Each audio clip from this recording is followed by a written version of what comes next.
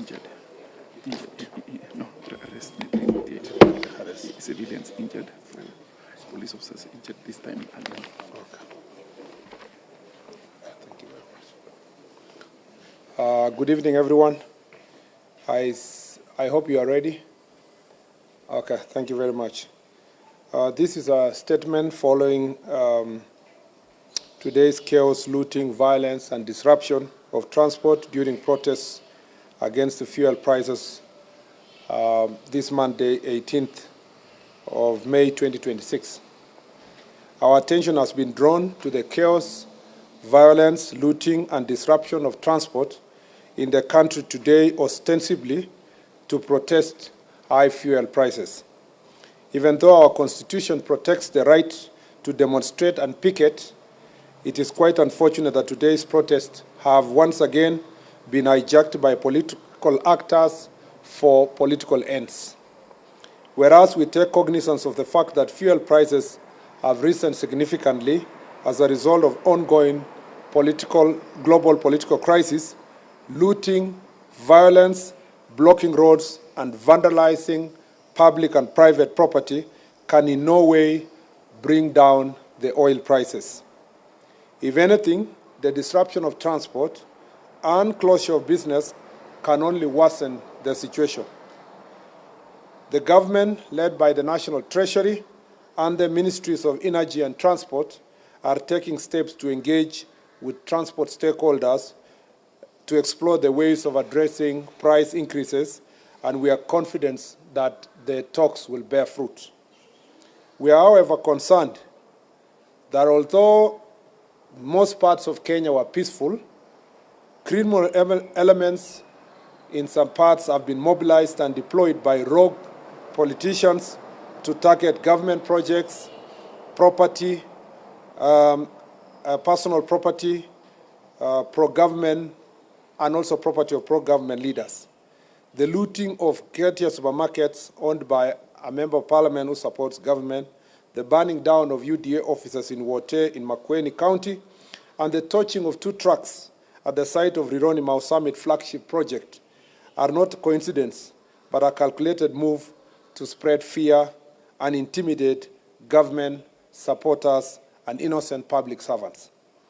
Coupled with the recent violent attacks on Ms. Rachel Wandeto, who passed on this morning, we are witnessing a clear scheme where a section of political class is making incendiary statements to fund intolerance and ethnic bigotry and organizing gangs to spread terror, sabotage government projects, and profile and intimidate those of different political opinion, especially those who support government. We wish to reassure the country that the government will do everything in its powers to protect lives and property, and at no time would lawlessness be allowed to take root in any part of our country. We will intensify our fight against organized crime and its sponsors who are hell-bent on propagating anarchy. The full force of law will be brought to bear on the organizers of today's violence and wanton destruction of property. In fact, it is about 348 of them have already, perpetrators have already been arrested. It is quite unfortunate also that 4 Kenyans in today's violence, which also saw more than 30 people, it's unfortunate that we lost 4 Kenyans in today's violence, which also saw more than 30 people injured. It is very regrettable that there are politicians in this country who measure the success of opposition to the government by the number of innocent lives lost in the demonstrations they organize. This is the lowest form of politics and the most wicked manifestations of self-interest. To the leaders who have been profiling Kenyans of different political opinion and calling them traitors, we shall hold you personally responsible for the lives lost and property destroyed as a result of your statements. You will be answerable now and in the future. I commend Kenyans who went about their business in peace, and actually, largely in most parts of the country, Kenyans went about their business in peace, But also there are some public transport owners who protested in peace by just keeping off the transport system without really interrupting other people's lives. And we regret, in some cases, disruption of transport and businesses that have been looted, including a supermarket in Naivasha, which, as by the time we were coming here, was still facing invasion by goons. Let us remain calm as Kenyans, as relevant government agencies address the issue of fuel prices. To those traveling, our security agencies are under instructions to ensure our safety. All the roads that were blocked have now been cleared. Part of Kirinyaga, there was an attempt in Rongai and in Kitengela, and a particular attempt in Kakamega to invade. I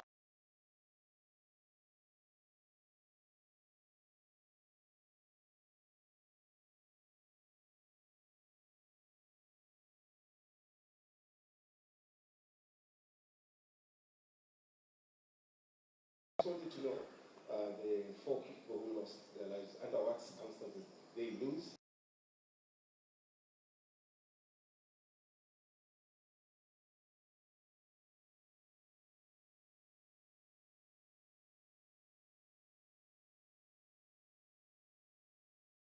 As for those who lost their lives, investigations are ongoing. It will establish exactly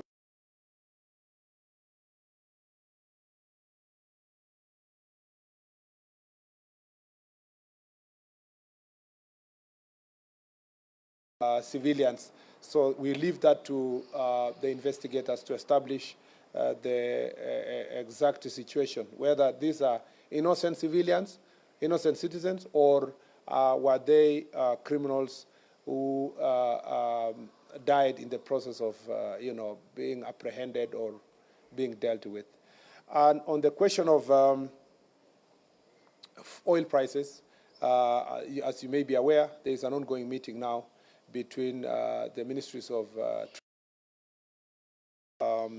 transport and energy with the stakeholders,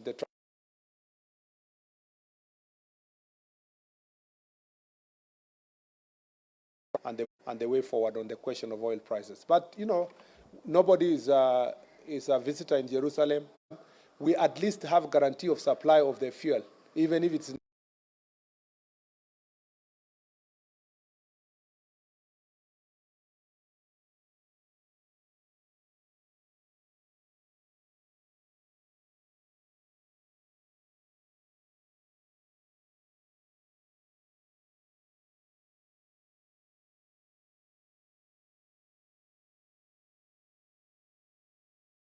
and I did it on the floor of the Senate.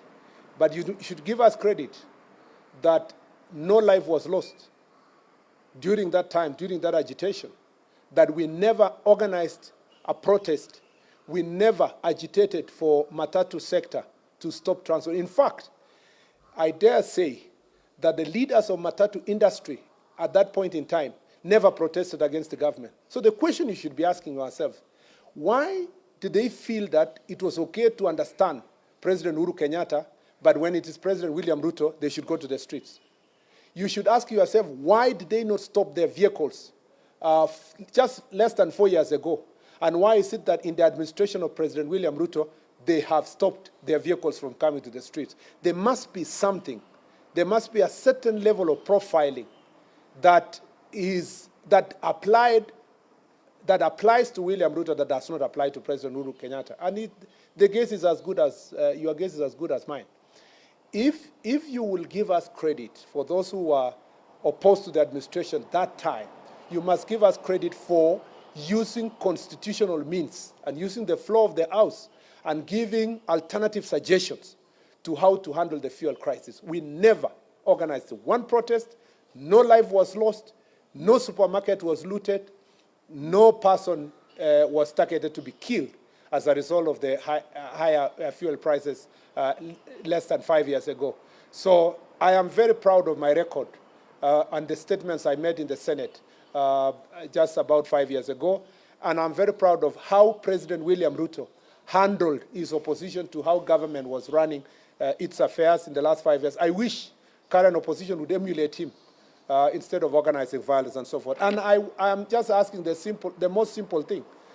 Please, the transport sector, the way you understood President Uhuru Kenyatta and never went on strike just less than 5 years ago, that is the same way you should understand President William Ruto because he's in office.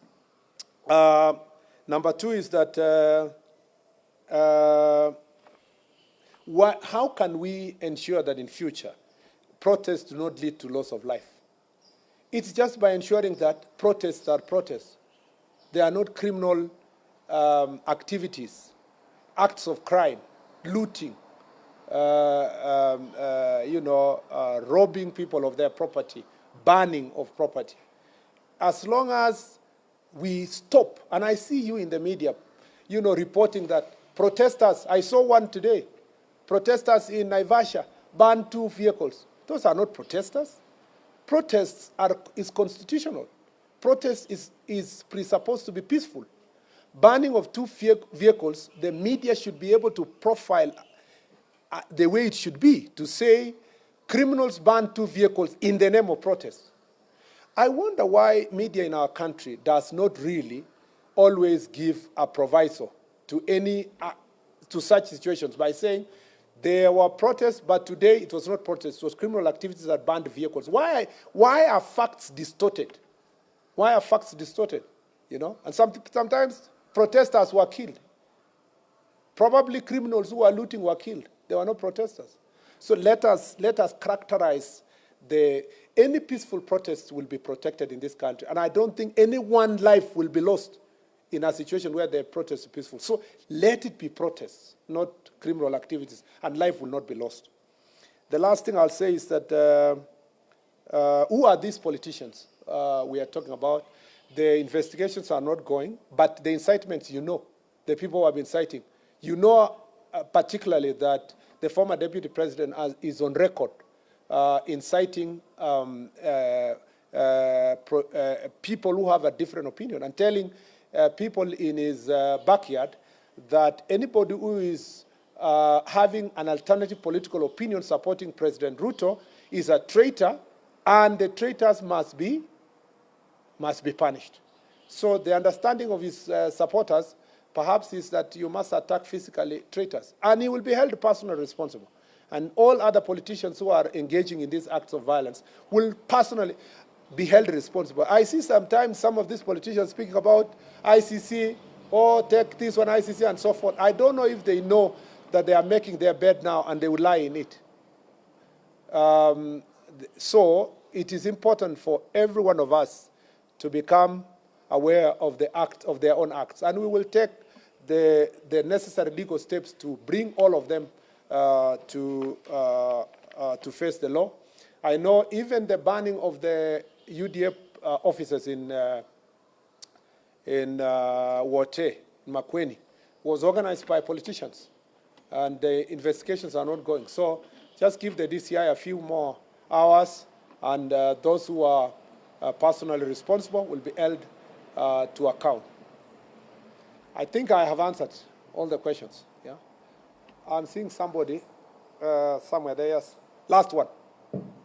Sorry, because you guys also indulged us by waiting for over an hour. I am indulging you by taking more questions. There's a dictatorship of the Kenyans. They're crying, why landlord countries, their prices are going down? Yet they're getting their fuel from the same port, which is the Mombasa port, including the Ethiopia, which is very, very low than Kenyans. I don't want to mention countries, but the last example you gave, just go and Google now if they have any fuel. Okay? Even some of our neighboring countries already, they are rationing their fuel by telling the motorists they will take only a certain amount per week. So Kenya is different. We are a different economy. We have different challenges, and we have different approaches to issues.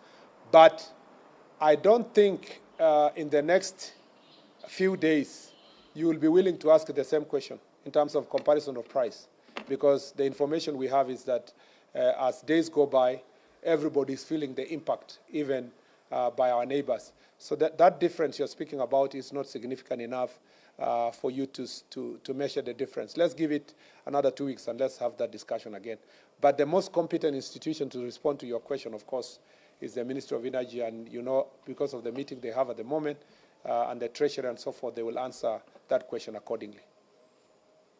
The question you should also be asking is that how come in many countries where they have higher fuel prices, why are they not protesting by stopping public transport? Logically, the fact that the fuel is there should have guaranteed public transport, maybe at some slight higher cost. Then when government comes in, they would ask themselves, do we cushion the fuel prices or cushion the service provider by giving certain subsidy? But to say the fuel is there and you are not going to be able to continue public transport, I think it's unfortunate. And I'll tell you, just ask yourself a fundamental question. There's a reason why 5 years ago, under the leadership of President Uhuru Kenyatta, the public transport owners do not go on strike. And they decided in this particular time, at this particular time, in the administration of President William Ruto, they went on strike. That is a question that should prick your conscience and the conscience of any person who is willing to think through this issue. Asanteni sana. May God bless you. Thank you very much.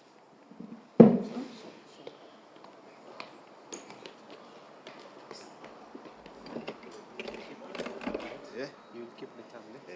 Phone line in here. Even then.